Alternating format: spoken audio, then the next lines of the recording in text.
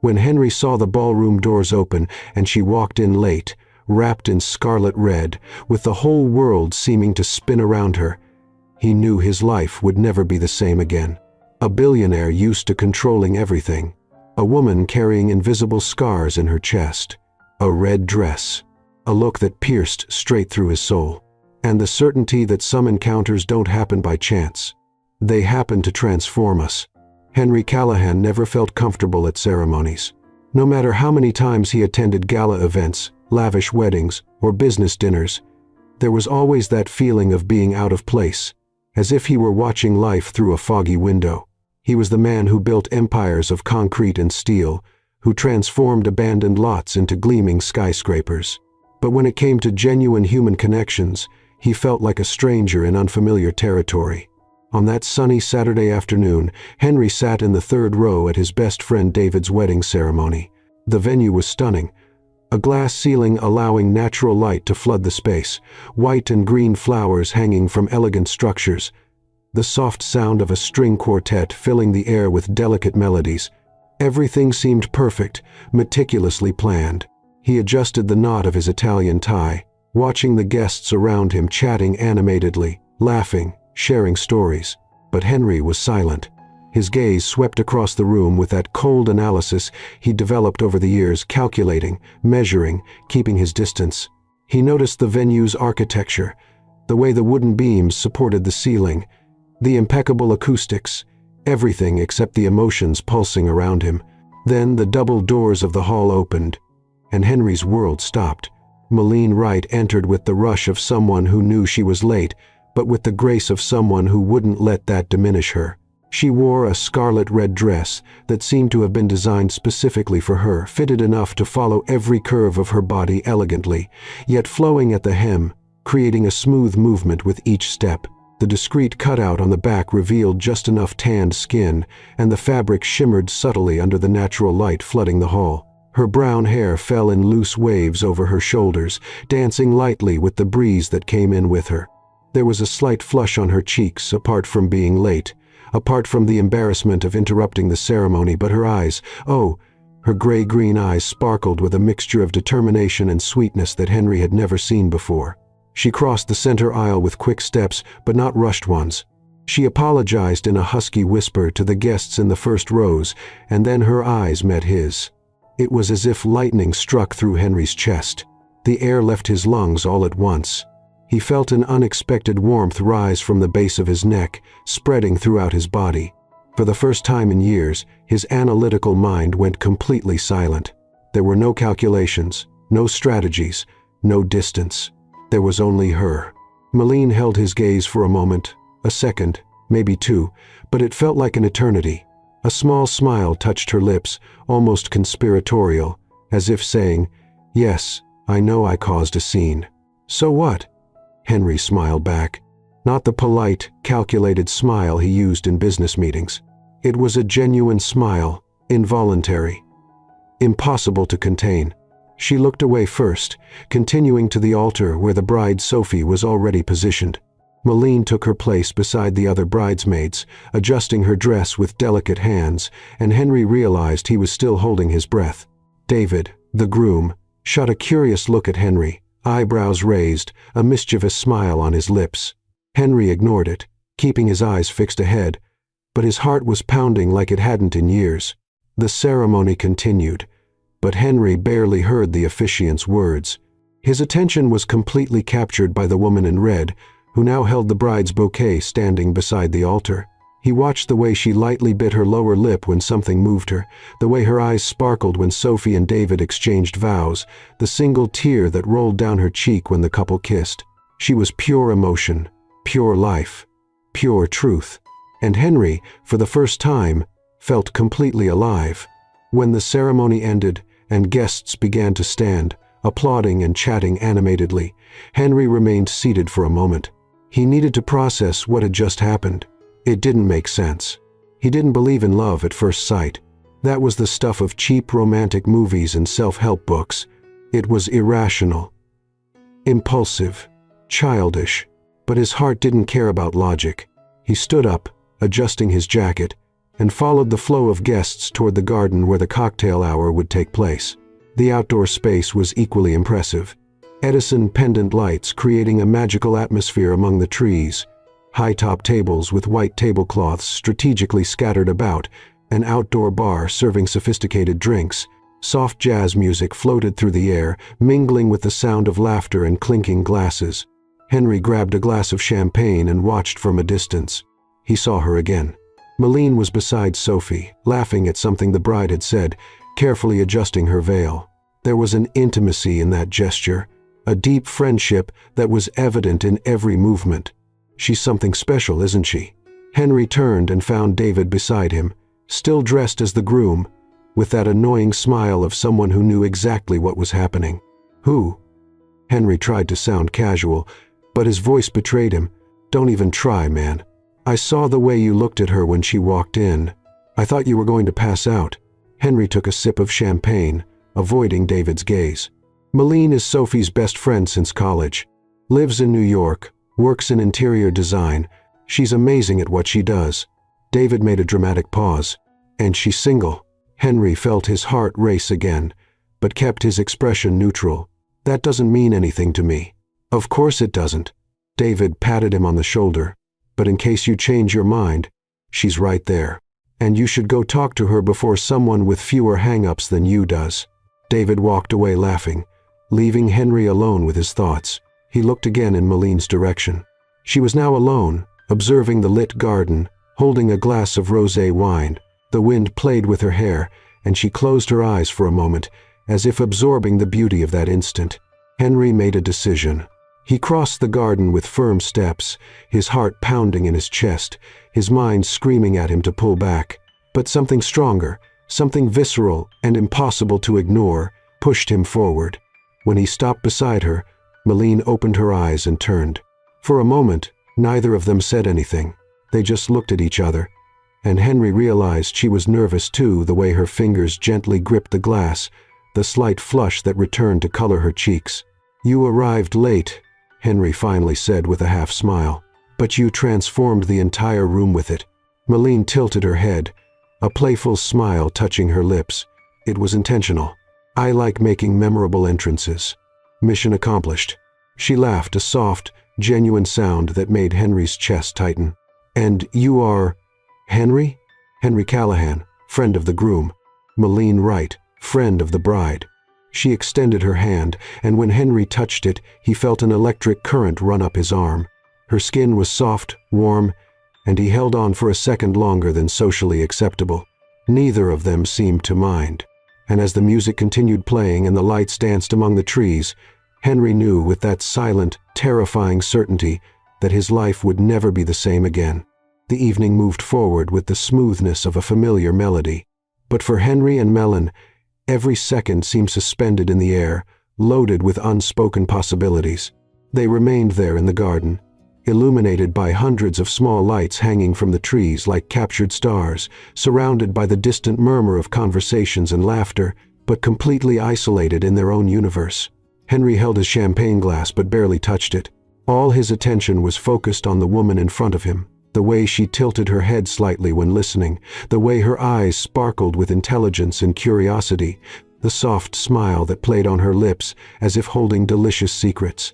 So, Henry Callahan, Malene began, taking a small sip of her rosé wine. What does a friend of the groom do for a living when he's not attending wedding ceremonies and making charming comments about late arrivals? Henry laughed softly, surprising himself with his own ease. He didn't usually laugh like that, unguarded, genuine. I work in construction, commercial projects, mainly skyscrapers, business complexes, big, noisy things that transform urban landscapes. A builder of concrete empires, she said with a playful tone, but her eyes revealed genuine interest. That must be intense and lonely. The observation caught him off guard. Most people reacted with superficial admiration, asking questions about money or properties. But Malene had seen beyond, straight to the loneliness he carried like a second skin. Sometimes, he admitted, surprised by his own honesty. And you? Interior design, right? David told me. Malene raised an eyebrow, amused. Ah, so you've been doing research.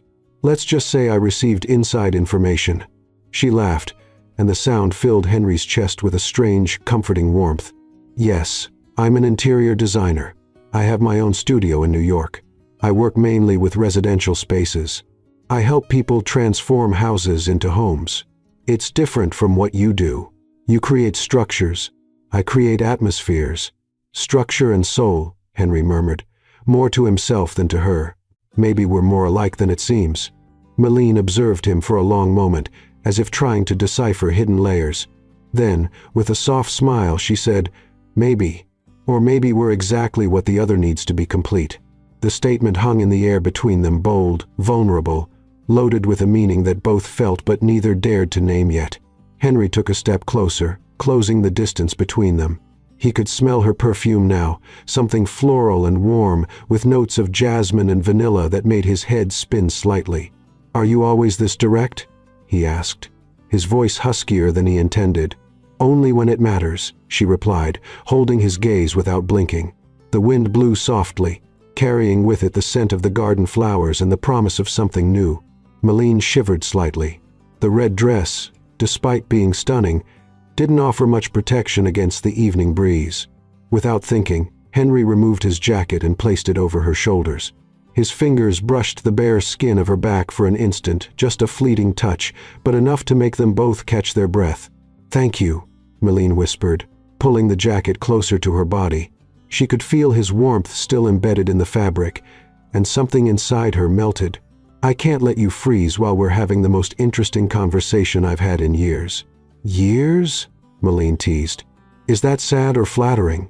"Both, maybe."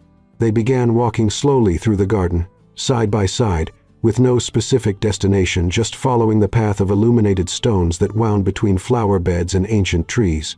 The music from the party followed them like a distant soundtrack, but they were completely absorbed in each other. "Tell me something real about you," Milline suddenly asked, stopping under a tree covered in lights. "Something you don't tell people at events like this." Henry hesitated. Vulnerability wasn't his strong suit, but something in those gray-green eyes made him want to be honest, to be seen. "I build things because it's easier than building connections. Concrete and steel make sense. They follow rules, blueprints, logic. People." He paused, searching for the right words. "People are unpredictable. Scary." Milline nodded slowly, as if she understood perfectly. "And yet here you are, talking to me." "Here I am," Henry agreed, his eyes fixed on hers, completely terrified. "Good," she smiled, and there was a sweetness in that smile that disarmed all his defenses. "Because I am too." Henry raised his hand slowly, giving her time to pull back if she wanted. But Milline stood still, watching him with that silent intensity that made him feel naked. He gently touched a strand of hair that the wind had blown across her face, carefully brushing it away and tucking it behind her ear. His fingers grazed her skin, the line of her jaw, the curve of her ear, and he felt Milline tremble under his touch, not from cold, but from something completely different. "You are," Henry began, but the words died in his throat. How do you describe what he was feeling?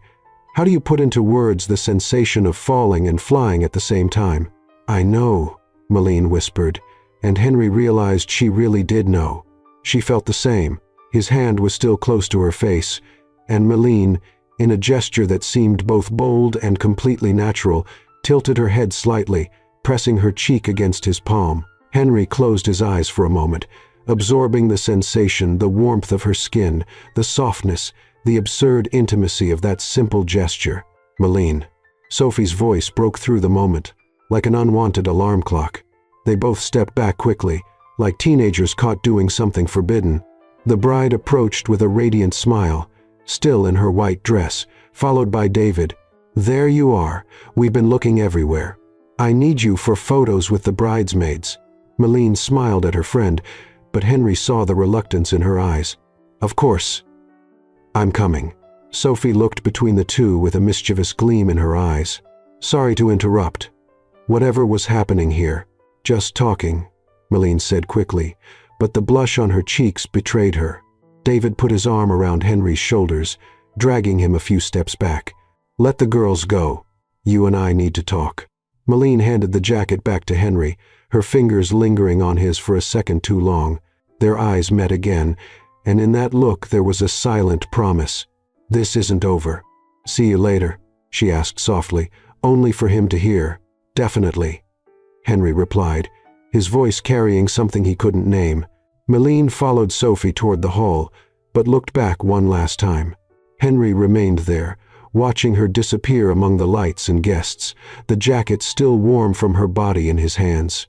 "Man," David said beside him, shaking his head with a smile, "you're completely lost." "I know," Henry admitted without taking his eyes off the place where Milline had disappeared. And for the first time in his life, being lost seemed exactly where he should be.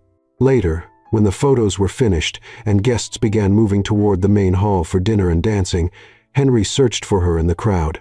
And when he finally found her sitting at the bridesmaids' table, laughing at something someone had said, her eyes sparkling under the hall lights, she felt his gaze and turned. Their eyes met across the crowded room, and both knew the night was only beginning. The reception hall had completely transformed. Elegant tables surrounded a dance floor lit by soft lights that shifted from golden to amber tones, creating an intimate and enveloping atmosphere. The live band had taken over from the string quartet, filling the space with melodies that invited bodies to move, hearts to open. Henry sat at his table, but his eyes couldn't stray from Milline. She was on the other side of the hall, chatting animatedly with other bridesmaids, but from time to time her gaze met his. And each time it happened, it was as if an invisible current pulled them toward each other. David and Sophie had already performed their traditional opening dance, a beautiful, emotional moment that drew applause and some tears from the guests. Now the floor was open to everyone, and couples began to form, moving to the rhythm of a soft, enveloping ballad. Henry took the last sip of his whiskey, feeling the burn slide down his throat, and made a decision. He wasn't a man who hesitated in business. He closed million-dollar deals with firmness and confidence. But this was different. This required a courage he didn't know if he possessed. Still, he stood up. He crossed the hall with firm steps, his heart beating so hard he could hear it above the music. Some guests greeted him along the way, but he just waved politely without stopping. He had a single objective. When he reached Milline's table, she was laughing at something one of the bridesmaids had said, her head thrown back slightly, eyes closed in pure joy. But when she sensed his presence, she opened her eyes, and the smile transformed into something softer, more intimate. "Henry," she said. And there was a sweetness in the way she pronounced his name that made something inside him melt. "Milline." He extended his hand, aware that all the other bridesmaids were watching them with poorly disguised interest. "Would you dance with me?" For a moment she just looked at him, and Henry saw a flash of vulnerability in those gray-green eyes, as if she too stood on the edge of something frightening and inevitable. Then she placed her hand in his. "I'd love to." The sensation of her skin against his was electric. Henry led her to the dance floor, aware of every point where their bodies touched his hand holding hers, the slight brush of their arms. When they finally stopped in the center of the floor, under the amber light that wrapped around them like a warm embrace, Henry hesitated for just a second before placing his hand on her waist. The fabric of the red dress was soft under his hands, but he could feel the warmth of her body through it. Milline placed her hand on his shoulder, and suddenly they were so close that Henry could feel her breathing, the jasmine and vanilla perfume already etched in his memory. The music began a slow, enveloping melody with piano and violin intertwined in a dance of their own, and they began to move.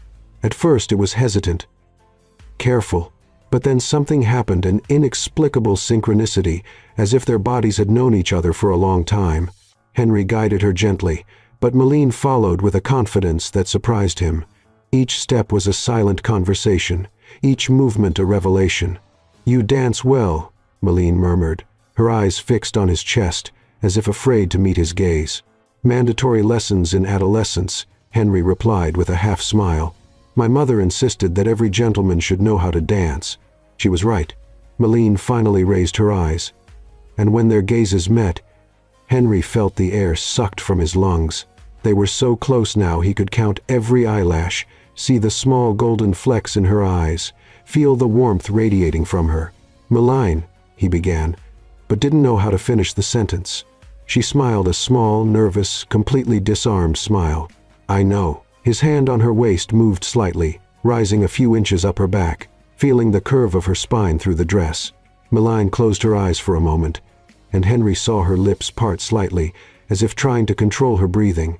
Around them, other couples danced, talked, laughed, but Henry and Mellon could have been completely alone in the universe. Nothing else existed beyond the music, the soft light, and the ever-shrinking space between their bodies. "Can I tell you a secret?" Meline whispered so low that he had to lean his head in to hear. "Always. I don't usually do this, feel this so quickly." Henry pulled her imperceptibly closer. Now there was practically no space between them. His chest grazed hers with each breath, and he could feel her heart beating fast, racing, mirroring his. "Me neither," he admitted, his voice husky. "Actually, I didn't know it was possible. And now?" "Now." Henry paused, allowing himself to absorb the moment, the weight of her in his arms, the warmth, the vulnerability. "Now I know I spent my whole life waiting for this without knowing it."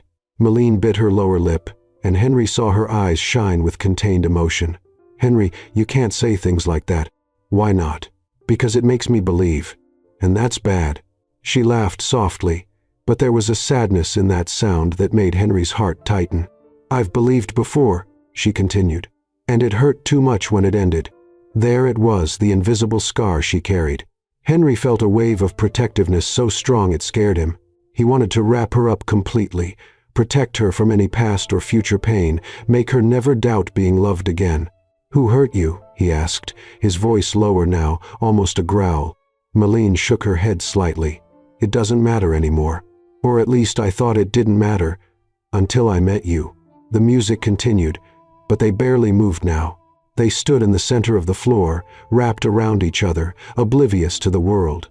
Henry released her hand and, with a boldness that surprised him, raised it to her face, caressing her cheek with his thumb. Meline closed her eyes under his touch, leaning her head slightly against his hand. "Look at me," he asked softly. She opened her eyes slowly, and what Henry saw there destroyed and rebuilt him at the same time. Desire, fear, hope, vulnerability all mixed in a silent storm. "You make me forget everything," Henry whispered. The words came out unfiltered, straight from the deepest place in his soul. "All the rules I created to protect myself, all the walls I built, you walked through all of them in a matter of hours." A single tear rolled down Meline's cheek, and Henry caught it with his thumb, drying it with a tenderness he didn't know he possessed. "What if we're moving too fast?" she asked, her voice trembling. "What if this is just an illusion of one magical night?" "Then let it be," Henry replied, his forehead touching hers now, their faces so close they shared the same air. "But what if it's not? What if this is exactly what it should be?" Meline let out a trembling sigh, and her hands, which had been resting on his shoulder and chest, rose to wrap around his neck. Her fingers played with the strands of hair at the nape of his neck, sending shivers down his entire spine. The music came to an end, but they didn't move. They remained there, intertwined, lost in each other, while polite applause from the other guests filled the hall. David appeared beside them with Sophie in his arms, both smiling as if they had just witnessed something magical. "Are you two planning to leave the dance floor at some point?" David teased, but his voice was gentle, affectionate. Henry and Meline stepped apart slowly, reluctantly, but their hands remained intertwined. "Sorry," Meline said, laughing nervously and wiping her eyes. Sophie just smiled, giving her friend a knowing wink. "Don't apologize. It was beautiful." As the newlyweds walked away to greet other guests, Henry led Meline off the floor, but didn't let go of her hand. She didn't let him let go. They found a quieter corner of the hall near a large window overlooking the lit garden. The music had changed to something more upbeat, and the floor was now filled with guests dancing energetically. But Henry and Meline remained in their small sanctuary, just watching, still connected. "What do we do now?" Meline asked softly, her eyes searching his. Henry squeezed her hand, intertwining their fingers. "We don't let this end here." She bit her lip, and he saw hesitation battle with desire in her eyes. "I live in New York. You, Boston. But that's not so far." "Henry, give me a chance," he interrupted, his voice carrying an urgency he couldn't hide. "Give me the chance to prove this is real." Meline looked at him for a long moment. And Henry saw the exact moment she made the decision, when fear gave way to hope, when protection gave way to possibility. "Okay," she whispered. "One chance." And when she smiled that beautiful, disarmed smile, full of promises, Henry knew there was no going back. He was completely, irrevocably in love. And, for the first time in his life, that didn't scare him. It set him free. The party was still going strong when Henry and Mellon decided to escape for a few moments. The hall was too hot, too crowded, too loud. They needed air, space, silence, or perhaps they just needed each other without the interference of the world around them. "Want to take a walk?" Henry asked, leaning in so she could hear him over the loud music. His hand was still intertwined with hers, and neither had made any move to let go since the dance. Milleen nodded, relieved. She needed to process the whirlwind of emotions consuming her, the fear, the hope, the overwhelming desire she felt every time she looked at this man who, just a few hours ago, had been a complete stranger. They left the hall through a side door that led to the property's back gardens. The night was clear, with stars dotting the sky like diamonds scattered across black velvet. The crescent moon hung low on the horizon, bathing everything in a silvery, ethereal light. The night air was fresh, laden with the perfume of jasmine and roses growing in carefully maintained beds. In the distance, they could hear the sound of the party-muffled music, occasional laughter, but there in the garden, it was as if they had found a secret sanctuary. "Better?" Henry asked, observing her profile under the moonlight. The red dress looked almost black in the darkness, but she still glowed. "Much better," Milleen replied, breathing deeply. "I love Sophie. I love weddings. But sometimes it's too many people, too much energy. I understand completely." Henry guided her along a stone path that wound between ancient trees. "I spend most of my days surrounded by people, meetings, negotiations, events, but I feel alone in most of them." Milleen squeezed his hand, a silent gesture of understanding. "Loneliness in the middle of a crowd. I know that feeling well." They walked in comfortable silence for a few minutes, just appreciating each other's presence. The sound of their footsteps on the grass, the gentle breeze in her hair, the warmth of their intertwined hands, everything seemed amplified, significant. "Can I ask you something?" Henry finally said, stopping under a weeping willow whose canopy created a natural curtain around them. "Always. You said you believed before and got hurt. What happened?" Milleen sighed, and Henry saw pain pass through her eyes like a shadow.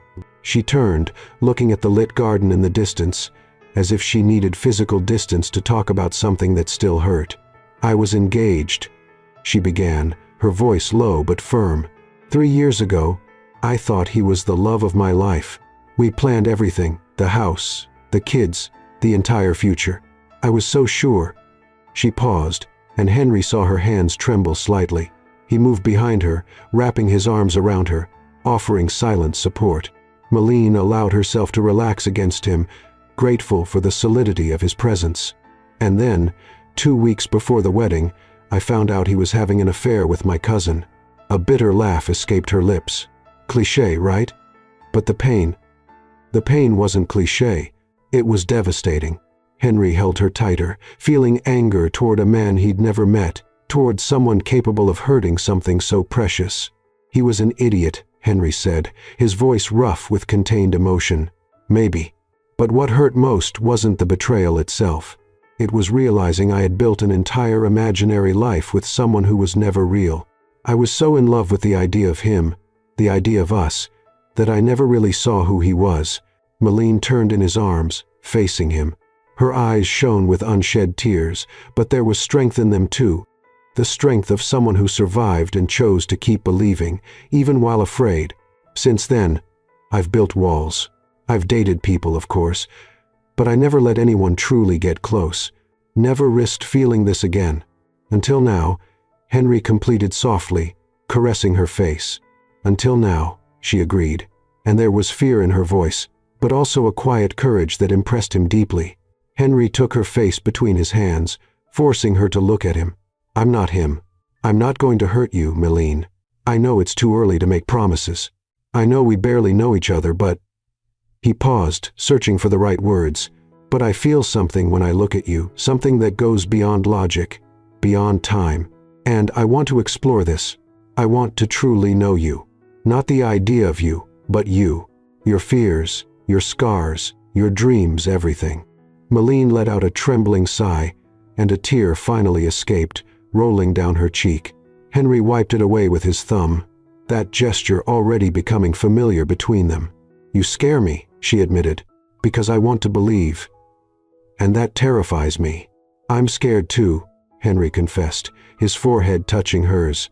"I've spent my whole life avoiding exactly this. Control is everything to me, in business, in relationships, in everything. But with you, I don't want to control anything. I just want to feel." They stayed like that for a long moment, exchanging breaths, hearts beating in sync. Then Malene took a step back, wiping her eyes and offering a small but genuine smile.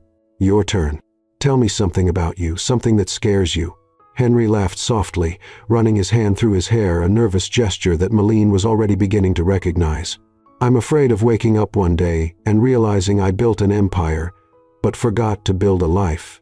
I'm afraid of reaching 60, looking around and seeing only projects, achievements, numbers, but no real memories, no true love." "That's not fear," Malene said softly. "That's awareness. And it's brave to recognize it. My father was like that," Henry continued, surprised by how easily the words flowed. "He never talked about this. He built a fortune, left an incredible business legacy. But when he died 5 years ago, I realized I barely knew him. Didn't know what he loved beyond work, what made him laugh, what he dreamed about when he was young. And I swore I wouldn't be like that." He hesitated. "But I'm becoming exactly like him." Malene took his hand, intertwining their fingers again. "No, you're not. Because you're here now, being vulnerable, being real. Could your father do that?" Henry shook his head slowly. "No, never." "Then you're already different." They resumed walking, closer now, with Malene resting her head on his shoulder. Henry put his arm around her waist, keeping her close, and she fit perfectly against him, as if they had been designed for this. "What do you love to do?" Malene suddenly asked. "Outside of work, what makes you happy?" Henry thought for a moment and realized with sadness that the answer didn't come easily. "I used to love drawing architecture mainly. Before I took over my father's company, I dreamed of being an architect, creating spaces that touched people, that told stories." "And why did you stop?" "Responsibility. Expectations. The company needed me after he died, and drawing seemed frivolous compared to running a construction empire." Malene stopped walking and turned to him, her eyes shining with intensity. "It's not frivolous. It's your soul, and you should go back to doing it." The simplicity and conviction in her voice disarmed him. "Maybe. And you? What makes you happy?" Malene's face lit up in a way that made Henry's chest tighten. "Creating spaces that become homes. Seeing a client walk into an environment I designed and start crying because they finally feel at home. I love colors, textures, the way light completely changes a space. And I love when people let me tell their stories through the spaces I create for them." "You transform structures into souls," Henry said, echoing what she had said earlier.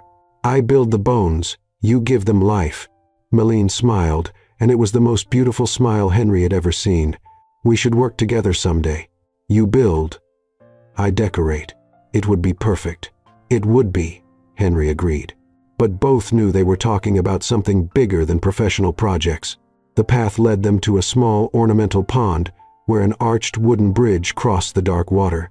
They stopped in the middle of the bridge, looking at the moon's reflection on the smooth surface.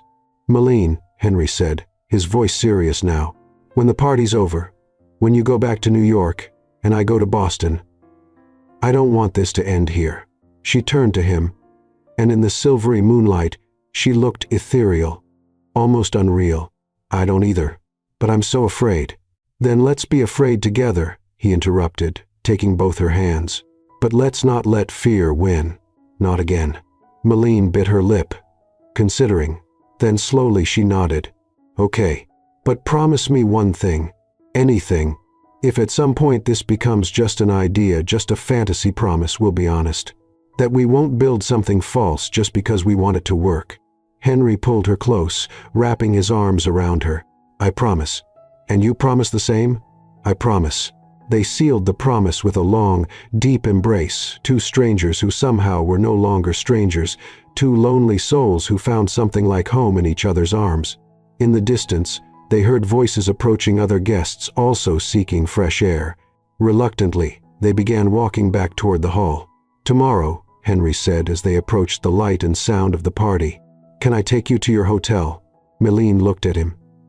And there was promise in that look. "I'd love that." And as they entered the hall again, where the party still pulsed with life and music, both carried something new, a fragile but bright hope, a terrifying but irresistible possibility, the beginning of something neither of them knew exactly what it was, but both desperately wanted to discover. 3 days had passed since the wedding, 3 days that felt like 3 weeks to Henry. He tried to focus on work. There were important meetings, contracts waiting for his signature, decisions only he could make. But his mind was 200 miles away in New York, with a woman in a red dress who had turned his world upside down. They had exchanged messages, many messages, conversations that started early in the morning and stretched late into the night about everything and nothing at the same time. She sent photos of projects she was working on, color palettes, fabrics, sketches. He sent photos of construction sites, sunsets seen from the tops of his buildings. They shared songs, random thoughts, small pieces of their lives, but it wasn't enough. Henry wanted to see her, needed to see her, needed to know if what he'd felt that night was real or just the product of a romantic atmosphere, champagne, and fairy lights. Deep down, he already knew the answer, but he needed confirmation. On the morning of the 4th day, Henry made an impulsive decision, something completely out of character for him.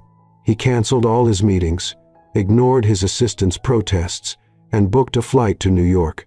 He didn't tell Milline, didn't plan, just went. 2 hours later, he was in a taxi crossing Manhattan, his heart beating with a mixture of nervousness and anticipation. He knew where she'd be. She had casually mentioned in a message that she always had late breakfast at a specific cafe in the West Village on Thursdays, her only break in a busy week. When the taxi stopped in front of the small cafe with sidewalk tables and exposed brick walls, Henry hesitated. What if she got angry? What if she thought he was being invasive? What if she wasn't alone? But then he saw her through the glass window, sitting alone at a corner table with an open laptop and a cup of coffee beside her. She wore an oversized mustard-colored sweater, her hair pulled back in a messy bun, reading glasses he didn't know she wore. She was completely focused on the screen, absent-mindedly biting her lower lip. She was even more beautiful than he remembered. Henry paid the taxi, took a deep breath, and entered the cafe. The bell above the door chimed softly, and a few people looked up. But Milline remained absorbed in whatever she was doing. Henry approached slowly, the sound of his footsteps muffled by the buzz of conversations and the hum of the espresso machine. When he stopped beside her table, casting a shadow over the laptop, Milline finally looked up. Recognition took a second. Her eyes widened, her mouth opened in surprise. Her hand flew to her chest as if she needed to calm the heart that had surely started racing. "Henry?" Her voice was a mixture of shock and something that sounded dangerously like joy. "What? How? You're in New York?" "I'm in New York," he confirmed, a nervous smile playing on his lips. "Surprise?" Milline stood up so quickly she almost knocked over her coffee cup.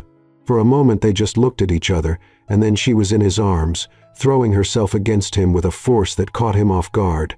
Henry wrapped his arms around her immediately, burying his face in her hair, inhaling that familiar scent of jasmine and vanilla that had haunted his dreams for days. "You're really here," she murmured against his chest, and he felt the vibration of her voice through his shirt. "I couldn't stay away anymore," Henry admitted, pulling her back slightly so he could see her face. "I know it's crazy. I know we barely know each other, but..." Milline placed her fingers over his lips, silencing him. "Don't apologize. I'm glad you came." Her eyes shone with genuine emotion, and Henry felt something inside him relax. She was happy. She wanted him to be there. "Are you busy?" he asked, looking at the laptop still open on the table. "I might be interrupting." "You are interrupting," she said with a mischievous smile, "and I couldn't care less." They sat down, and Milline closed the laptop, giving him her full attention. The waiter came to the table, and Henry ordered a black coffee. When they were alone again, A comfortable silence settled between them, not the uncomfortable silence of strangers, but that of people who already feel at ease in each other's presence.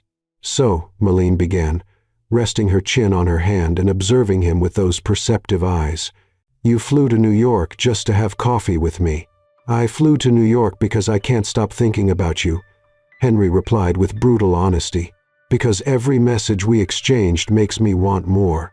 Because I need to know if what I felt that night was real or if it was just a moment." Malene reached her hand across the table, and Henry took it immediately, intertwining their fingers. "It was real," she said softly. "I felt it too. Still do." The relief Henry felt was so intense it was almost physical. "Then spend the day with me," he asked. "Show me your city. Show me what you love.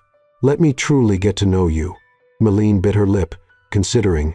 Then, with a smile that lit up her entire face, she nodded. "Okay, but you'll have to handle a lot of walking. I know New York on foot. I'd handle anything with you." They finished their coffees talking about nothing and everything. She told him about a difficult client. He talked about a project that was about to be completed.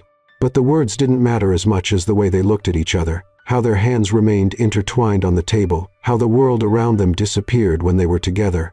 When they left the cafe, the day was sunny and fresh, typical fall weather in New York. The streets were full of life, hurried people, honking taxis, the smell of street food mixed with the aroma of dry leaves. Malene guided him through the narrow streets of the West Village, pointing out places she loved: an old bookstore with a pet cat, a vinyl record shop where she spent hours, a small park where she liked to sketch on weekends. "You draw?" Henry asked, surprised. "Not professionally, but I like to do hand sketches before moving to the computer. It's more personal that way." They continued walking, now holding hands naturally, as if they'd always done it. Henry observed how she greeted the flower stand owner, how she stopped to pet every dog that passed, how her eyes lit up when she saw something beautiful, an old facade, a window with flowers, the way light filtered through the trees. She saw beauty in everything, and that fascinated him. "I have to confess something," Malene said as they crossed Washington Square Park. "When you didn't tell me you were coming, I got a little nervous. I thought, what if the magic of that night doesn't repeat itself? What if we meet again and don't feel anything?" Henry stopped walking, pulling her closer. "And now, what do you feel?" Malene looked at him, and there was a raw vulnerability in her eyes that made his heart tighten. "I feel more. Much more. And it scares me as much as it excites me." "Me too," Henry admitted, caressing her face. "But I want to keep feeling. I want to see where this goes." They resumed walking, eventually reaching the High Line, the elevated park built on an old railway line. It was one of Malene's favorite places, and Henry immediately understood why. The combination of nature and urban structure, the greenery growing over concrete, the view of the city from a different perspective. It was architectural poetry. "You see," Malene said, gesturing to the space around them, "they took something that was dead, abandoned, and transformed it into life. Gave new purpose to something people wanted to tear down." Henry pulled her to a bench under a pergola covered in wisteria. They sat side by side, watching the flow of people, tourists taking photos, families with children, couples in love. "That's what you do with spaces," Henry said thoughtfully. "You resurrect them, give them new life." "And that's what you do too," Malene replied, turning to face him. "You create structures that last generations, places where people live, work, create memories." "I never thought of it that way," Henry admitted. "I always saw my work as transactions, projects. But you make it seem meaningful." "Because it is." Malene placed her hand over his chest, where she could feel his heart beating. "Everything we do with love and intention is meaningful." Henry covered her hand with his, keeping it there. "You make me want to do better. Be better. You're already incredible, Henry. You just forgot to see it." The sun was beginning to set, painting the sky with shades of orange and pink. The golden light bathed Malene's face, and Henry thought he'd never seen anything so beautiful in his entire life. "Have dinner with me," he said suddenly. "Let me take you to dinner." Malene smiled, and there was mischief in that smile. "Only if you let me choose the place. Nothing fancy and formal. Deal." She took him to a small Italian restaurant in the East Village. Authentic, family-run, with tight tables and waiters who knew all the customers by name. They ate homemade pasta and drank red wine, talking for hours about their lives, their fears, their dreams. Henry discovered she had lost her mother when she was 15, and that her father had remarried too quickly to someone Milline never could fully accept. She discovered he had a younger sister he adored but with whom he rarely spoke because he didn't know how to be vulnerable, even with family. They shared scars and hopes, failures and triumphs. And with each revelation, the connection between them deepened, becoming something more solid, more real.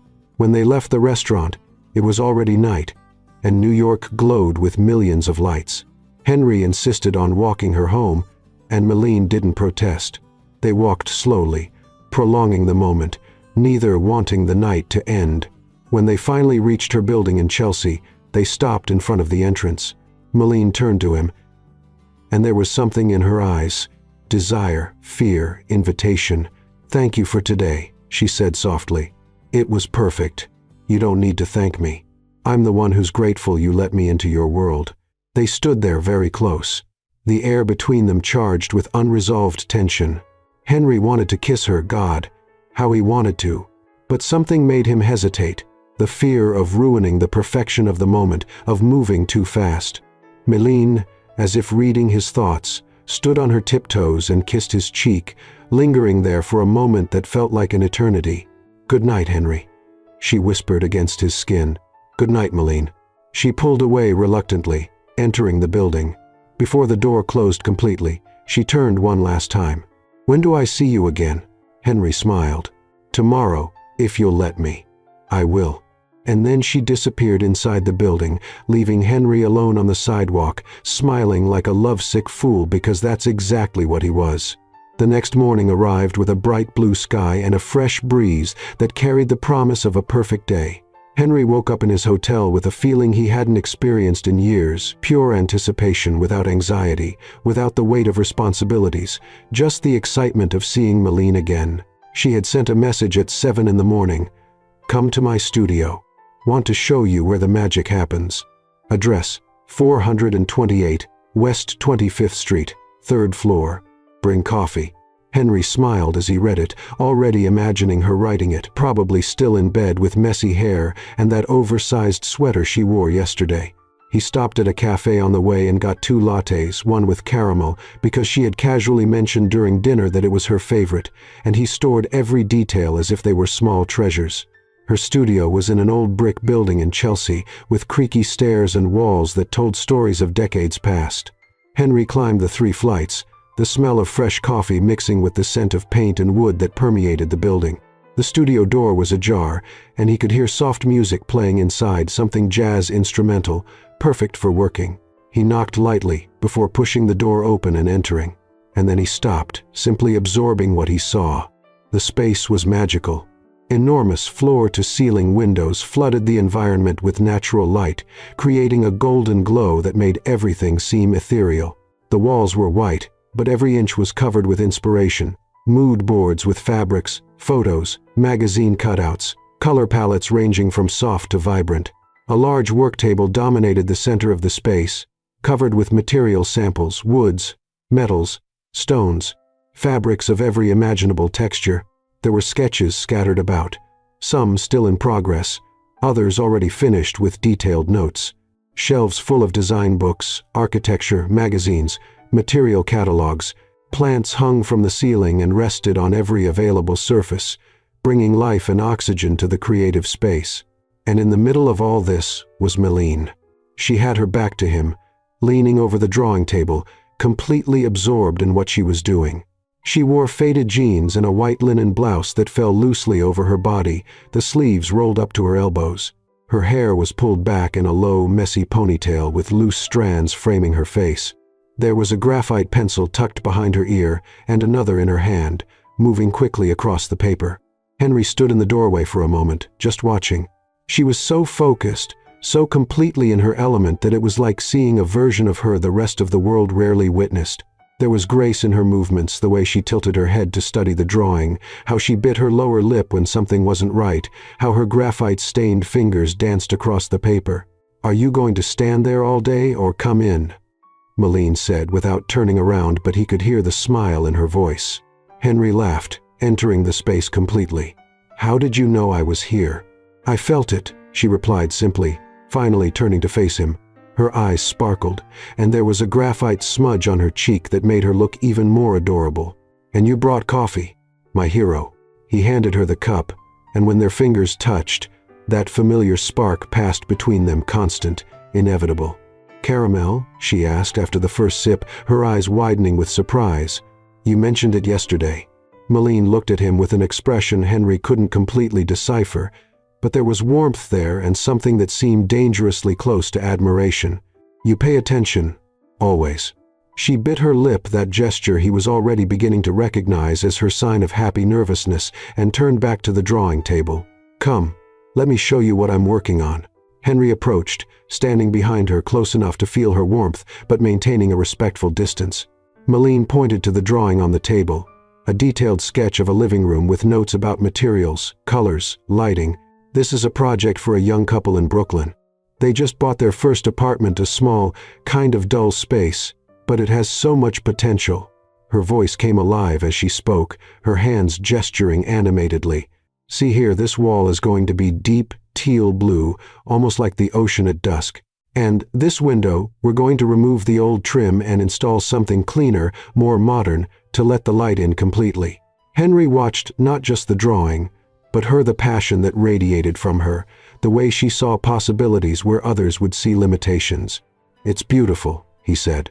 And he wasn't just talking about the project.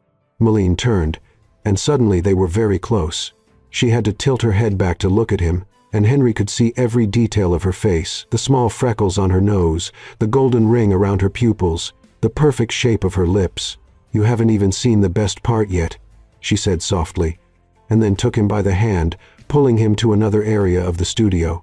There was a corner that functioned as a small showroom, pieces from previous projects, full-scale samples of designs she had created. Malene guided him through each one, explaining the story behind it, the choices she made, the challenges she overcame. Interior design isn't just about making things pretty, she explained, gently touching a wine-colored velvet fabric. It's about understanding people, their stories, their fears, what they need to feel when they come home. This project here, she pointed to photos of a children's room painted in soft tones of mint green and gold, was for a single mother with a 5-year-old daughter. She had just left an abusive relationship. She needed the space to be safe, welcoming, full of hope. So I chose colors that calm but also energize. I created cozy corners where they could read together. Every detail had a purpose. Henry was completely captivated. He now saw clearly what she did. It wasn't just about aesthetics. It was about healing, about transformation, about giving people spaces where they could be their best version. You're incredible, he said, and the sincerity in his voice made Malene blush slightly. It's just what I love to do. No, it's more than that. You see people, you understand them, and you use that understanding to create something that changes their lives. Malene held his gaze for a long moment, and Henry saw emotion shine in her eyes. No one has ever described my work that way. Then no one was really paying attention. She took a step closer, eliminating the space between them. Her hands found his chest, feeling his heart beating strong and fast. You see me, she whispered. And there was wonder in those words. Truly, how could I not? Henry replied, his hands finding her waist naturally, as if they had always belonged there. You're impossible not to see, Malene. You shine. She closed her eyes for a moment, absorbing his words like water in the desert. When she opened them again, there was determination there. I want to show you something. Malene led him to a more private corner of the studio, where there was a small table with a worn and clearly well-loved sketchbook. She picked up the notebook with reverence, hesitating for a moment before opening it. These are personal. I don't usually show them to anyone. The pages were full of drawings, not professional projects, but pure art. Sketches of faces, urban landscapes, moments captured in time. There was a drawing of an elderly woman sitting on a park bench feeding pigeons so detailed that Henry could almost feel the texture of her clothes. Another of a child running with a dog, pure joy captured in graphite. Malene. Henry turned the pages carefully, treating each drawing like the work of art it was. You're incredibly talented. "I draw when I need to process emotions," she explained, watching his reactions. "When words aren't enough." Henry stopped at one drawing in particular, a self-portrait of her, but different. Her eyes were sad. Her body seemed bent under an invisible weight. "There was a date in the corner 3 years ago. It was right after I canceled the wedding," Milline said softly, noticing where his gaze had stopped. "I was lost, broken. I drew this to try to understand who I was without him." Henry touched the drawing gently, as if he could reach through time and comfort that version of her who was suffering. "And who did you discover you were?" Milline turned the page, and there was another self-portrait more recent by the date. In this one, her eyes sparkled. There was a smile on her lips, and her body was relaxed, confident. "I discovered I was complete alone, that I didn't need anyone to define me, and that when the right one came along..." She looked at Henry, and there was so much meaning in that look it took his breath away. "I would be ready." The air between them became charged, heavy with unspoken things. Henry carefully closed the notebook and placed it back on the table. Then, slowly, he took a step toward her. Milline didn't pull back. Instead, she tilted her face up, her eyes fixed on his, lips slightly parted. Henry raised his hand, caressing her cheek. His thumb passed over the graphite smudge he had noticed before, gently wiping it away. "You have graphite here," he murmured, his voice husky. "I always have graphite somewhere," she replied, and there was a tremor in her voice that revealed how affected she was by his proximity. "It's beautiful." "You are." Henry paused, searching for the right words. "You're pure art, Milline. Every part of you." She let out a trembling breath, and her hands rose to his chest, grabbing his shirt as if she needed something to anchor herself. "Henry, say it," he encouraged, his forehead touching hers. "Now, kiss me." That was all he needed to hear. Henry leaned in, eliminating the last inch of distance between them, and captured her lips in a kiss that was both gentle and devastating. Her lips were soft, warm, and tasted like caramel coffee and promises. Milline sighed against his mouth, and the sound sent warmth through his body. Her hands left his shirt and rose, intertwining behind his neck, pulling him closer. Henry deepened the kiss, one hand on her waist, the other lost in her hair, undoing the ponytail until it fell loose over her shoulders. She was everything, the taste, the smell, the sensation. Nothing else existed beyond that moment. That kiss that seemed to rewrite all the rules Henry had created for his life. When they finally separated, both were breathless, hearts beating in accelerated sync. Henry pressed soft kisses to her forehead, her cheeks, the tip of her nose as if he couldn't stop touching her. "That..." Milline began, but the words died. "I know," Henry said, understanding perfectly because he felt it too. That frightening certainty that something had changed irrevocably, that there was no going back from that moment. They remained intertwined in the sunlit studio, two hearts finally finding their way to each other. And for the first time, neither of them was afraid of what would come next. The following days transformed into a sequence of stolen moments and conversations that stretched into the late hours of the night. Henry had extended his stay in New York indefinitely, managing his company remotely, while spending every free moment with Milline. Impromptu dinners, aimless walks, afternoons in her studio where he worked on his laptop while watching her create. It was too easy being together, frighteningly easy.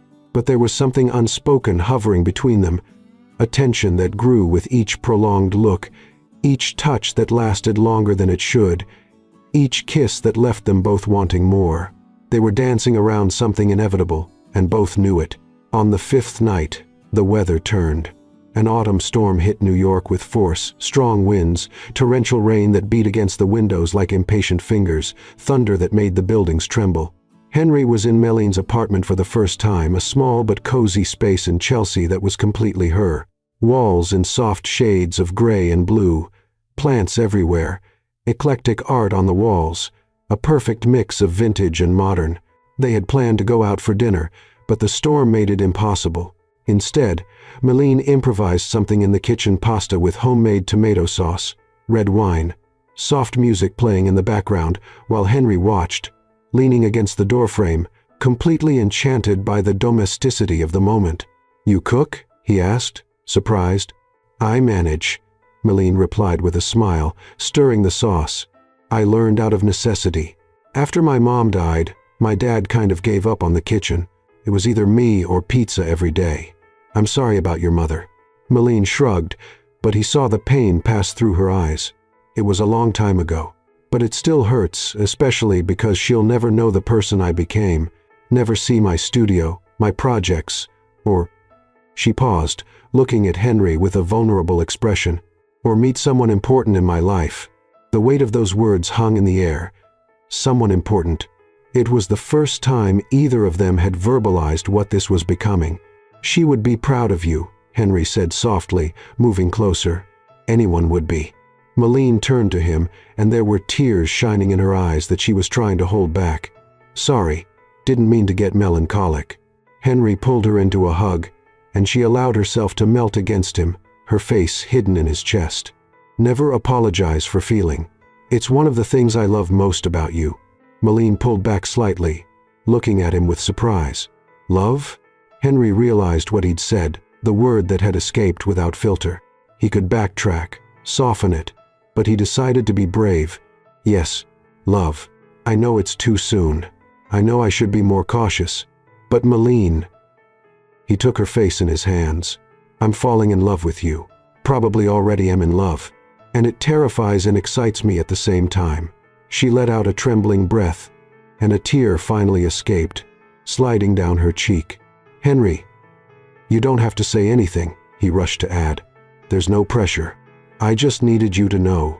Milline shook her head, wiping her eyes. "No, you don't understand. I am too falling in love. Already in love. But I'm so afraid." "Of what? Of messing everything up? Of not being enough?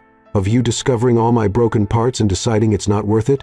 The pain in her voice broke Henry's heart. He guided her to the couch, moving away from the stove where the sauce was slowly cooking. They sat side by side, bodies turned toward each other, knees touching. "Tell me about him," Henry asked. "About the guy who made you believe you're not enough." Milline took a deep breath, as if preparing to reopen an old wound. "His name was Marcus. We met in college. I was 20, he was 23. It was intense from the start. He was charismatic, confident, said everything I wanted to hear. I fell in love so fast, so completely that I completely lost my identity." She paused, looking at her own hands. "I changed for him, changed how I dressed, what I ate, even my dreams. He wanted me to work at his family's company instead of pursuing design, and I considered it because I thought love meant sacrifice."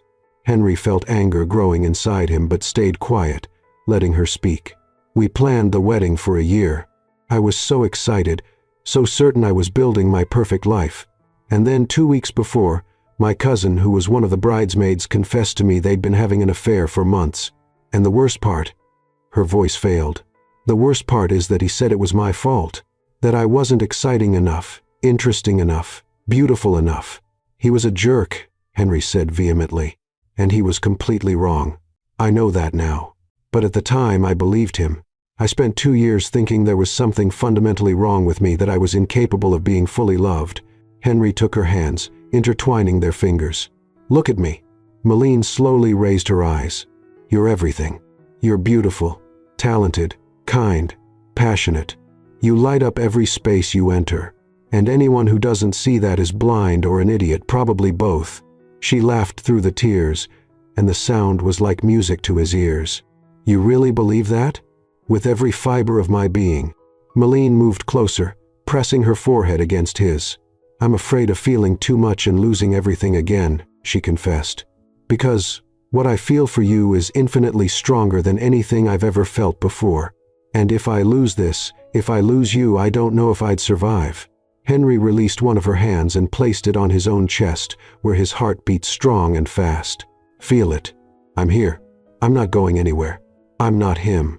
"Milline, I would never be capable of hurting you like that.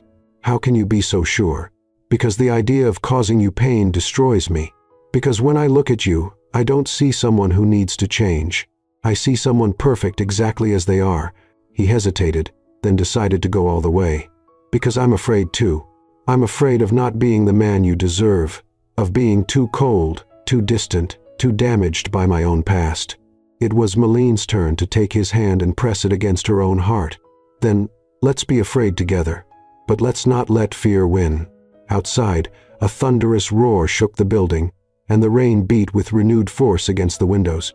But inside, in the small apartment lit by candles Milline had lit when the power flickered, there was warmth and safety. Henry pulled her onto his lap, and she settled there naturally, arms around his neck, face hidden in the curve between his shoulder and neck. He held her tight, one hand on her back, the other in her hair, simply offering comfort and presence. "Tell me about your father," Milline murmured against his skin. Henry sighed, and she felt the vibration in his chest. He was a difficult man, brilliant in business, but emotionally absent. "My mother tried to compensate. She was all love and warmth. But when she died of cancer 10 years ago, he shut down completely. Worked himself to death, literally. Heart attack at 58. Henry." Her voice was loaded with compassion. "I was with him in the hospital. In his last hours, he was semi-conscious, delirious. And you know what he said?" Henry paused, the pain still fresh even years later. He said, "I work so hard, but for what?"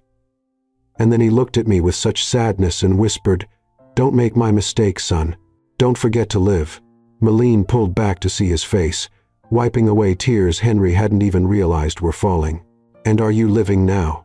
Henry looked at her, really looked, absorbing every detail of her face, the warmth of her body against his, the way she looked at him with such tenderness it made his chest ache. "For the first time in years, yes, because of you." Her voice was a hoarse whisper, loaded with emotion. "You wake me up, Milline. You make me feel things I thought I'd never feel. You make me want to be better, do better, truly live instead of just exist." She touched his face with trembling fingers, tracing the line of his jaw, the contour of his lips. "I want to give you everything," she confessed. "Every part of me. But I need to know, is this real for you? It's not just the excitement of something new. It's not just because I'm different from the women you usually meet." Henry held her wrist, keeping her hand against his face. "It's real. It's the most real thing I've ever felt. And yes, you're different, but not the way you're thinking. You're different because you're you. Because you see the world in a way that makes me want to see it too. Because your light is so bright it illuminates even the darkest corners of who I am." Milline closed her eyes, and more tears fell, but now they were tears of something that looked dangerously like hope. "Show me," she whispered, opening her eyes and meeting his. "Show me it's real." Henry didn't need to ask what she meant.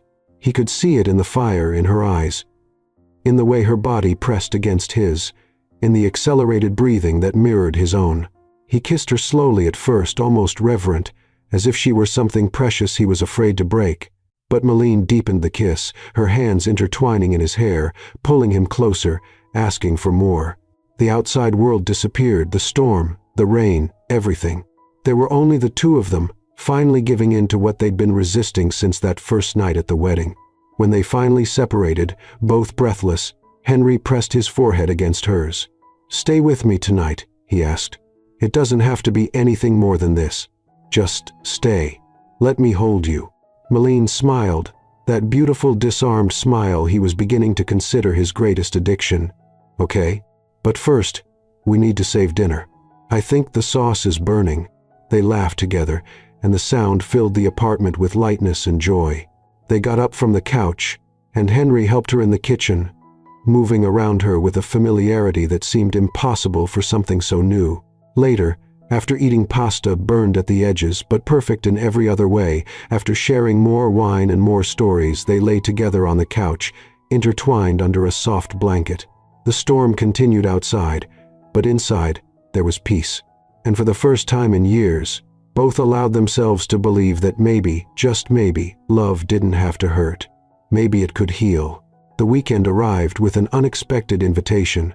Henry owned a country house on the shores of a lake in upstate New York, a refuge he rarely used, but kept as a reminder of simpler times. It was a place where his family used to spend summers when he was a child, before work consumed everything. "Come with me," he had asked Milline the night before. His fingers intertwined with hers as they walked through the lit streets of Manhattan. Just the two of us. No distractions, no city, no outside world. Malene had hesitated only for a moment before agreeing. There was something in the way he looked at her with desire, yes, but also with tenderness and a vulnerability that completely disarmed her. The car ride took 2 hours, filled with easy conversations and comfortable silences, soft music playing on the radio, while the urban landscape gradually gave way to trees and open space. When they finally arrived, the sun was already beginning its slow descent toward the horizon, painting the sky with shades of orange and pink. The house was exactly as Malene had imagined, rustic but elegant, all wood and stone with large windows offering stunning views of the lake. There was a stone fireplace in the center of the living room, a cozy kitchen with antique cabinets, and a master bedroom on the second floor with a terrace opening directly onto the water. "Henry, this is..." Melon spun slowly, absorbing every detail. "Perfect. It was my mother's favorite place," he said softly, setting their bags on the floor. "She said here she could truly breathe. After she died, my father never came back. I avoided it for a while too many memories." Malene approached him, touching his face gently. "Thank you for bringing me, for sharing this with me." Henry covered her hand with his, turning his face to kiss her palm. "I want to share everything with you." They spent the late afternoon exploring, walking along the lake shore where stones gleamed under the crystal-clear water, sitting on the wooden deck with glasses of wine, while watching the sunset transform everything into liquid gold. Conversation flowed naturally, interspersed with casual touches that became increasingly less casual. His hand on the small of her back, her fingers playing with the hair at the nape of his neck. The tension between them was palpable, electric, a constant current pulsing beneath every look, every smile. When night fell completely, Henry lit the fireplace while Malene prepared something simple for dinner. They ate on the couch in front of the fire, plates resting on the coffee table, sharing food and laughter, completely at ease in each other's presence. But there was something different about that night. An acute awareness of where they were. Alone, far from everything, with nothing but the crackling of the fire and the occasional call of an owl outside.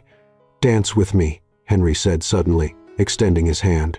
"There's no music," Malene pointed out, but she was already smiling. "We don't need it." She placed her hand in his, and he pulled her close, wrapping his arms around her. They began moving slowly, with no rhythm beyond what they created together, swaying only to the sound of the fire and their own synchronized breathing. Malene rested her head on his chest, listening to the steady beat of his heart. Henry's arms wrapped around her completely, one hand on her back, the other intertwined with hers, keeping her close as if he feared she might disappear. "Malene," he murmured against her hair. "I've never felt this way before, so complete." She raised her head to look at him, and what she saw in his eyes made her heart race intense desire, but also something deeper, more permanent. "Me too," she whispered. The space between them disappeared. Henry took her face in his hands and kissed her, not with the urgency of before, but with a slow, deliberate intensity that made her knees weak. It was a kiss that said things words couldn't express, that promised things both barely dared to believe. Malene's hands rose up his chest, feeling the firm muscles beneath his shirt until they intertwined behind his neck.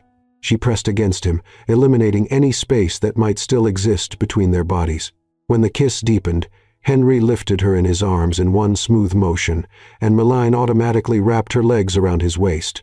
He carried her toward the stairs, stopping occasionally to kiss her again, unable to pull away for more than a few seconds. The bedroom was bathed in half-light, the full moon entering through the large windows, creating silver patterns on the wooden floor.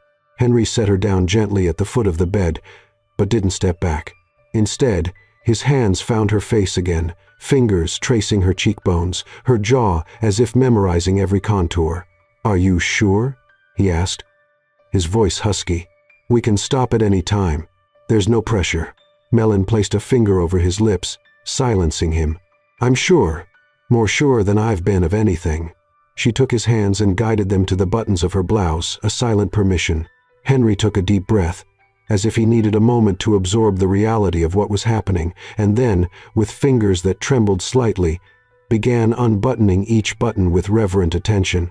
The blouse slid off her shoulders and fell to the floor, soon followed by his... Milene let her hands explore the width of his shoulders, the contours of his muscles, the small scars that told silent stories of his life. He did the same, fingers tracing the line of her collarbone, the curve of her waist, touching her as if she were something precious and fragile. "You're beautiful," Henry whispered, and there was such sincerity in his voice that Milene felt tears sting her eyes. "Show me it's real," she repeated the words she had said days before, but now with a completely different meaning. Henry responded by capturing her lips again, and this time there was no hesitation. His hands found the clasp of her bra, removing it slowly, giving her time to pull back if she wanted. But Milene didn't want to pull back. She wanted to move forward, dive completely into that moment, into that man who had dismantled all her defenses with his kindness and honesty. They fell onto the bed together, a tangle of limbs and warm skin, exploring each other with curious hands and eager lips. Henry kissed every inch of skin he found: her neck, her shoulders, the valley between her breasts, while Milene arched against him, fingers buried in his hair, sighs escaping from her lips. "Henry," she gasped when his lips found a particularly sensitive spot. "Please, tell me what you want," he murmured against her skin.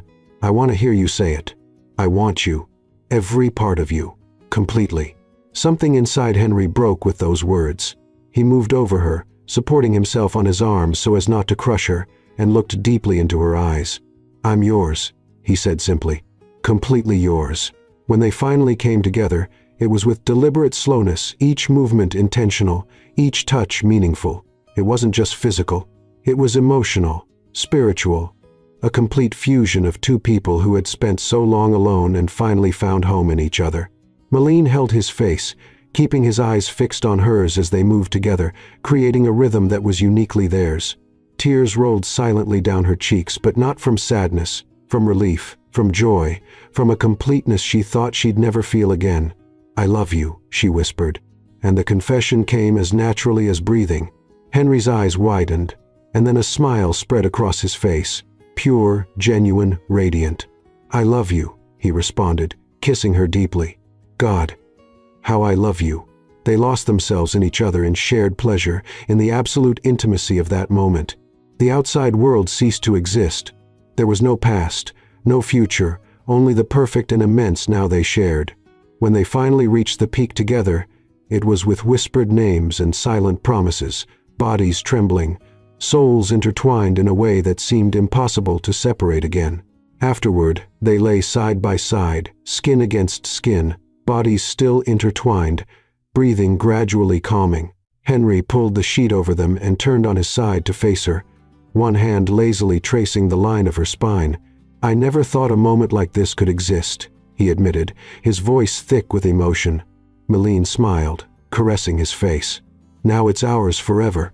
He kissed her forehead, her nose, her lips, unable to stop touching her. "Stay with me. Not just today. Always. Always," she agreed. And there was so much weight in that word that both felt it. They fell asleep intertwined as the moon continued its journey across the sky, and the lake shimmered under its silver light, two hearts that had been alone for so long finally finding peace in each other's arms. And when dawn came, bringing with it golden light that flooded the room, they woke still together, still connected, still completely in love. The world had changed during the night, or perhaps they had changed. Either way, nothing would be as it was before, and both couldn't be more grateful for that. The following weeks were like living in a waking dream. Henry had practically moved to New York, managing his company remotely while spending every possible moment with Milene. They had established a routine: breakfasts at their favorite cafe, impromptu lunches at her studio, evenings exploring hidden restaurants, or simply staying home, cooking together and talking until late. It was too easy, too natural, as if they had always been this way. Milene had never felt so seen, so loved, so completely accepted. Henry knew her now, her fears, her scars, her dreams, and not only accepted all of it, but seemed to love her even more because of it. He made her feel safe in a way she didn't know was possible. But the universe, as always, had its own plans.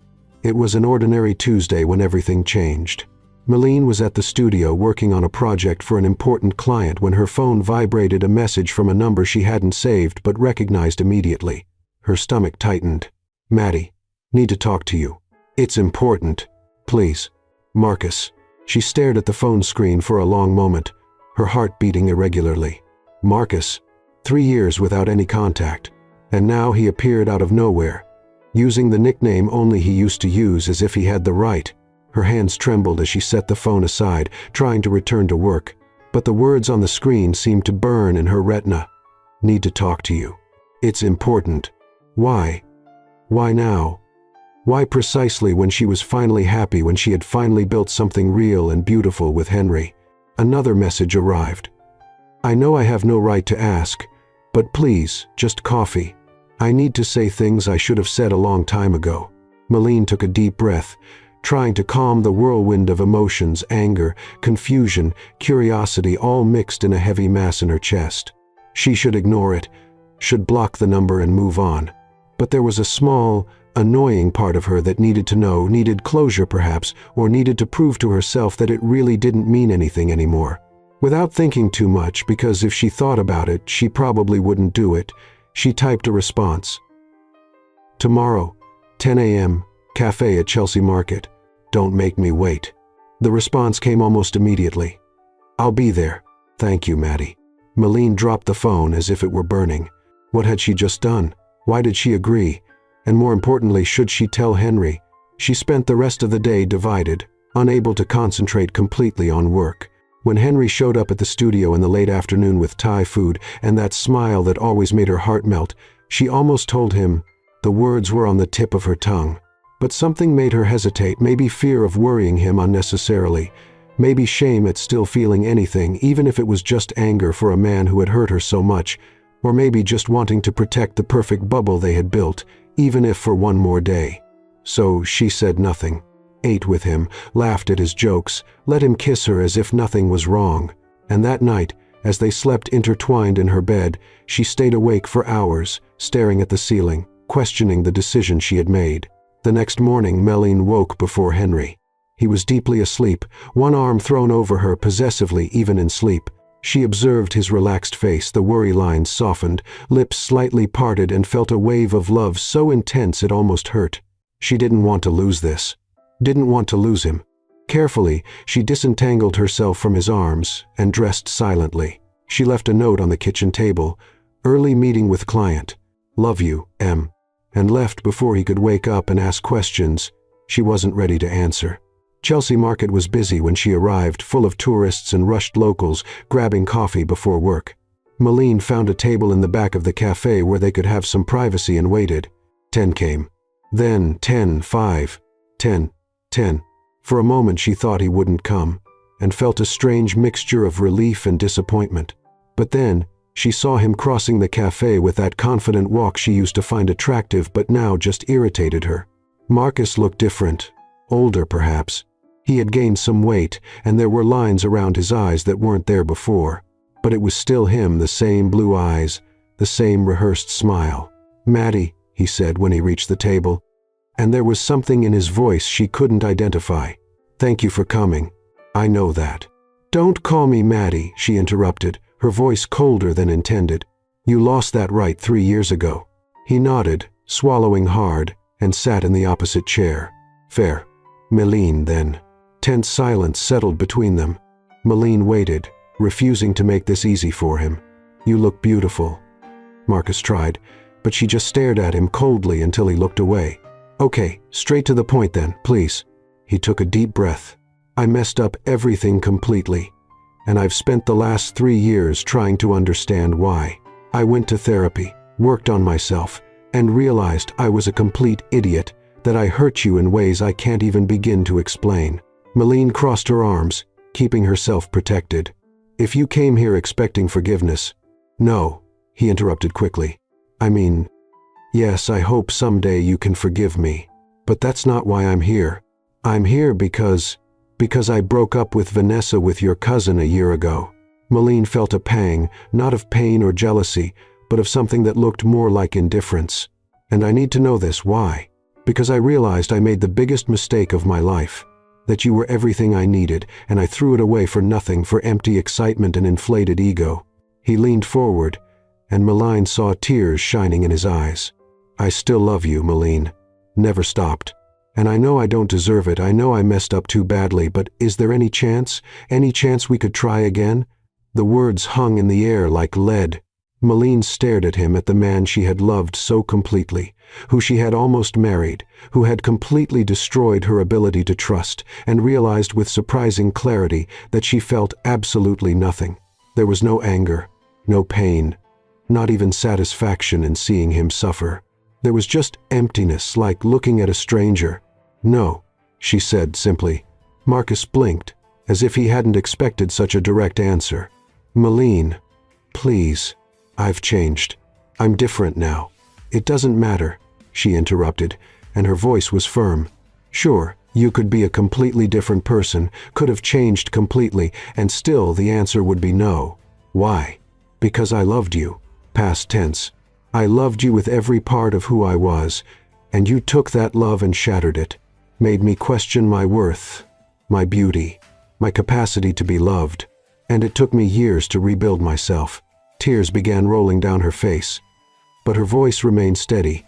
"And now I found someone who loves me exactly as I am, who sees all my broken parts and loves them even more because of them, who makes me feel safe, seen, valued. And I'm not going to throw that away for something that died 3 years ago."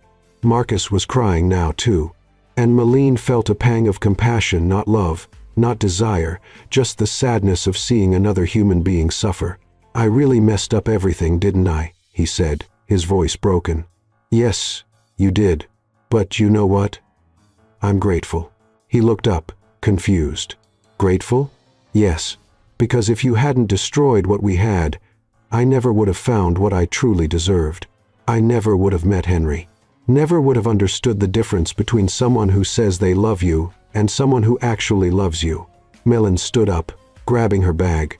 "I hope you find happiness, Marcus. Really. But it won't be with me. It will never be with me again." She started to walk away, but he called her name one last time. "Malene." She stopped, but didn't turn around. "He's very lucky, whoever he is." She looked over her shoulder and smiled, a small but genuine smile. "No, we're both lucky, because we choose each other every day." And then she left the cafe, leaving Marcus and that entire chapter of her life behind definitively. Outside, rain had started to fall, light at first, then heavier. Malene stood on the sidewalk for a moment, face turned to the sky, letting the water wash away the last remnants of that conversation. And then she saw him. Henry was across the street, standing in the rain, completely soaked. His eyes met hers across the distance in the rain, and Malene saw pain and uncertainty in that look. Her heart broke. He had seen, he knew. "Henry!" she shouted, starting to run toward him. But he didn't move, just stood there, rain streaming down his face, hands in his pockets, waiting. When she finally reached him, breathless and drenched, the words came out in a desperate rush. "It's not what you think, I swear. He contacted me yesterday, asked to talk, and I needed closure, needed to prove to myself that it was dead. And it is. It's completely dead. I don't feel anything for him. Nothing except gratitude for having found you." Henry still hadn't said anything, and the silence was killing her. "Please say something. Yell at me. Be angry, anything. Just don't look at me like that." Finally, he spoke, his voice low but firm. "Why didn't you tell me? I was afraid." "Afraid? You'd think I still felt something. Afraid of ruining what we have. It was stupid, I know, but—" "Malene," he interrupted, and then did something she didn't expect. He smiled. "You're soaked." She blinked, confused. "What?" "You're soaked and shivering and probably going to catch a cold if we stay here in the rain." "Henry, I'm trying to explain." "I know," he said, pulling her close and wrapping his arms around her. "And I understand you needed closure. It's human. But Malene."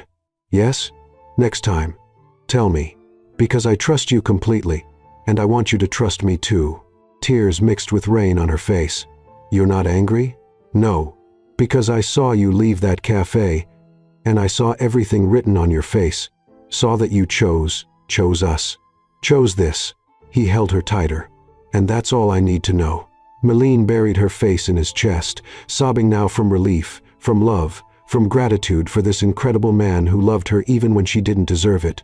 "I love you," she said against his chest. "So much more than I thought it was possible to love someone." "I know," Henry replied, kissing the top of her head. "Now I know." They stood there embracing in the rain, two people who had found their way back to each other through the storm. And when they finally started walking back home, hands intertwined, bodies close, both knew something had changed. The last shadow of the past had been exorcised, and the future for the first time seemed infinitely bright. 6 months had passed since that rainy day when Milline faced her past and chose her future. 6 months of building, growth, and a happiness both barely dared believe was real. Henry had officially transferred the headquarters of his operations to New York, keeping only a small team in Boston.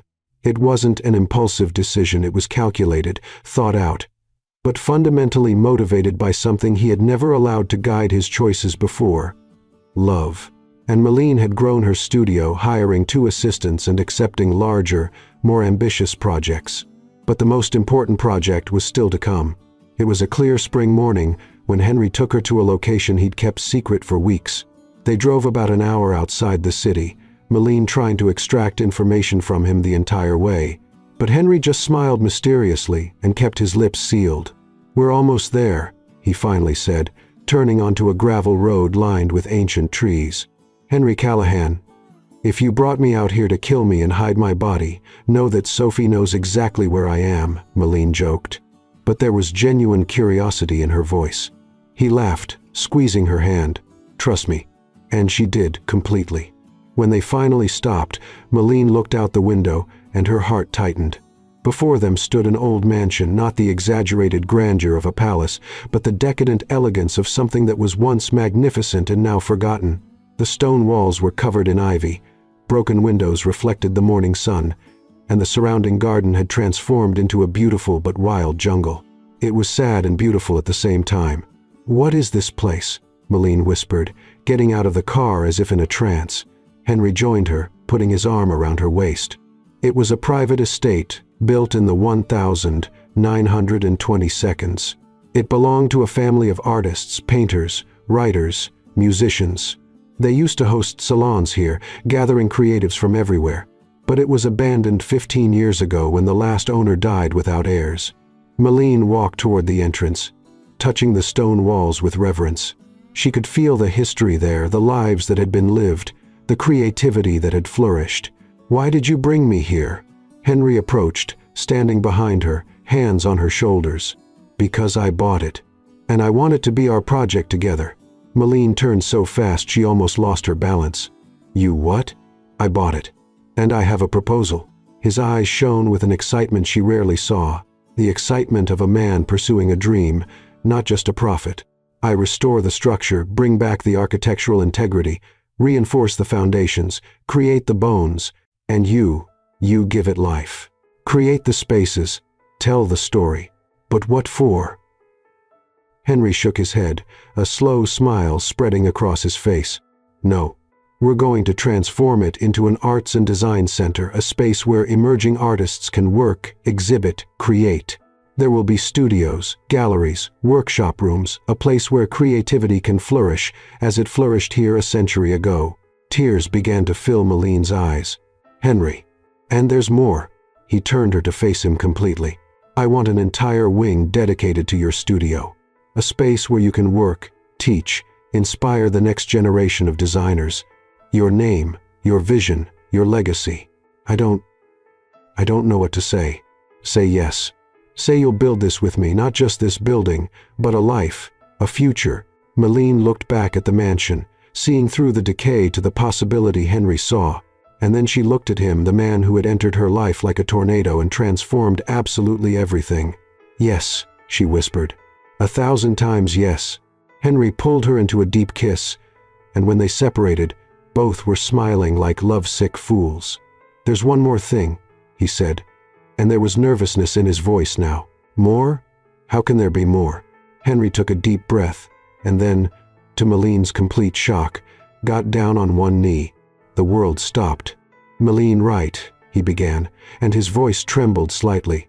"6 months ago, you walked into that wedding hall in a red dress and turned my life upside down. You taught me to feel, to live, to love without fear.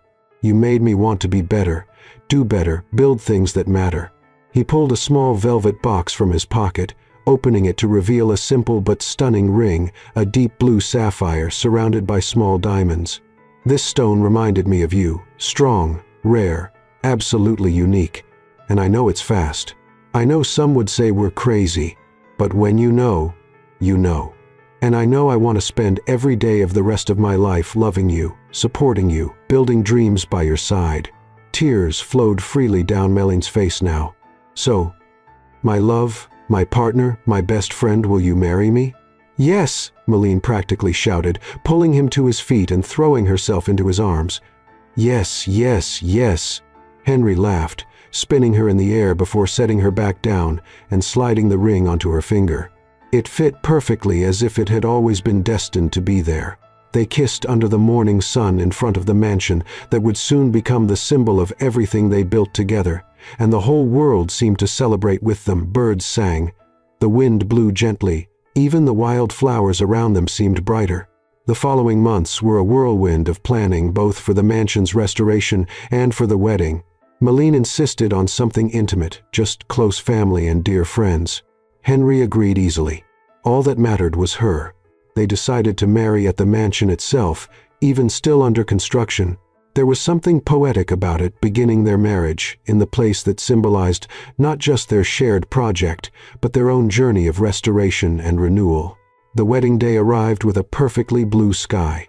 The ceremony would be in the garden, which Meline and a team of landscapers had transformed from forgotten jungle to romantic paradise. Wild flowers grew in organized abundance. Stone paths wound between flower beds, and a large purple wisteria created a natural canopy over the improvised altar. In the main house, Meline prepared with Sophie and her other close friends. She had chosen a dress that was completely her, not traditional white, but a soft sky blue that recalled the dawn sky. It was simple but elegant, with delicate embroidery that shimmered in the light. "You're beautiful," Sophie said, tears in her eyes. "And so happy." "I've never been like this," Meline admitted, looking at her reflection. "Henry, he saved me from myself. Showed me it was safe to love again." "You saved him too," Sophie pointed out. "I've known Henry for years, and I never saw him truly live until he met you." On the other side of the mansion, Henry was with David and a small group of close friends. He adjusted his tie nervously for the 5th time, and David finally swatted his hand away. "Stop. You're perfect." "What if she changes her mind?" Henry said suddenly, and the fear in his voice was genuine. "She won't. You've seen the way she looks at you, man. That woman loves you more than anything in this world." Henry took a deep breath, nodding. "You're right. I know you are. It's just that it seems too good to be true. Sometimes the best things are true precisely because they seem impossible," David said, putting his hand on his friend's shoulder. "Now let's go. Your bride is waiting." The ceremony began to the sound of a string quartet playing softly. The guests, only 30 carefully chosen people, sat in rustic wooden chairs decorated with wild flowers. Henry waited at the altar, and when the music changed and everyone stood, his heart simply stopped. Meline appeared at the end of the path, holding her father's arm, and she was indescribable. The sky-blue dress floated softly around her, her hair was loose with small flowers intertwined, and she carried a simple bouquet of field flowers. But it was her smile, that radiant smile, full of joy and love and certainty, that really took his breath away. When she finally reached the altar and her father placed her hand in Henry's, the whole world disappeared. There were only the two of them. "Hi," she whispered, and her eyes shone with happy tears. "Hi," he replied, his voice choked. There are no words." The ceremony was short but meaningful. They had written their own vows, and when the time came, Meline went first. "Henry," she began, her hands trembling slightly in his, "I thought I knew what love was. Thought I had experienced it before. But then you walked into my life and showed me I had no idea. You taught me that love isn't about changing who you are to please someone. It's about being seen completely, all the beautiful parts and all the broken parts, and being loved even more because of it." Tears flowed freely down her face. "You made me believe again in love, in myself, in futures I had given up dreaming about. And I promise to spend every day of the rest of my life showing you how grateful I am. Loving you, with every part of who I am, building dreams by your side, being your home as you are mine." Henry was crying openly now, without any shame.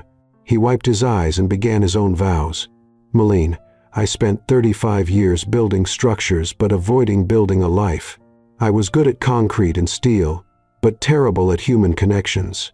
And then you showed up beautiful, brilliant, completely terrifying, and demolished every wall I had built around myself." He laughed through the tears. "You taught me that vulnerability isn't weakness. That feeling deeply isn't dangerous, it's what makes us human. And you showed me what it means to truly love someone, not the idea of them, but who they really are, with all the imperfections and all the beauty." Henry squeezed her hands. "I promise to be your partner in everything, in joys and difficulties, in dreams and fears. I promise to see you, hear you, support you. I promise to build a life with you that's as beautiful as the spaces you create. And I promise to love you completely, fiercely, eternally." There wasn't a dry eye among the guests when the officiant finally said the words everyone was waiting for. "I now pronounce you husband and wife. You may kiss the bride." Henry pulled Milline into his arms and kissed her deeply, and the applause and shouts of joy from the guests wrapped around them like a warm wave. When they finally separated, both were laughing and crying at the same time. "I would recognize you even among 1,000 lifetimes," Henry whispered against her lips. "And I would always choose you," Milline replied, sealing the promise with another kiss. The reception was intimate and joyful, homemade food, wine flowing freely, live music, and dancing under the stars. Henry and Milline opened the dance floor, moving together with the same natural synchronicity they had discovered in that first dance at Sophie and David's wedding. "Happy?" Henry asked, spinning her gently. "More than I knew was possible," Milline replied, resting her head on his shoulder. "And you?" "Complete," he said simply. "For the first time in my life. Completely complete." As they danced under the fairy lights hanging from the trees, surrounded by people they loved on the property that would soon become their shared legacy, both knew they had found something rare and precious, not just love, but the kind of love that transforms, that heals, that builds futures where before there were only empty walls. The kind of love that's worth every moment of fear, every risk, every vulnerability. The kind of love that lasts forever. Months later, at the official opening of the Callahan Wright Arts and Design Center, Henry and Milline stood hand in hand watching young artists explore the newly restored studios. Designers examined the galleries full of possibilities, and children ran through the garden that now bloomed with life. The forgotten mansion had been transformed into something alive, vibrant, meaningful, just like them. "We did it," Milline whispered, her head resting on his shoulder. "We did it," Henry agreed, kissing the top of her head. And as the sun set over the property, painting everything in shades of gold and pink, two hearts that had been alone for so long finally rested complete, loved, at home. Together, they had built more than a building. They had built a life, and it was absolutely perfect. Henry and Milline proved that true love doesn't happen despite our scars. It happens because of them. Because when two broken souls meet and decide to heal together, they build something stronger than any concrete structure or perfect design. They learn that vulnerability isn't weakness, it's the greatest courage. That loving again after pain is the most revolutionary act of all. And that sometimes the right person arrives at the exact moment we're finally ready to receive them.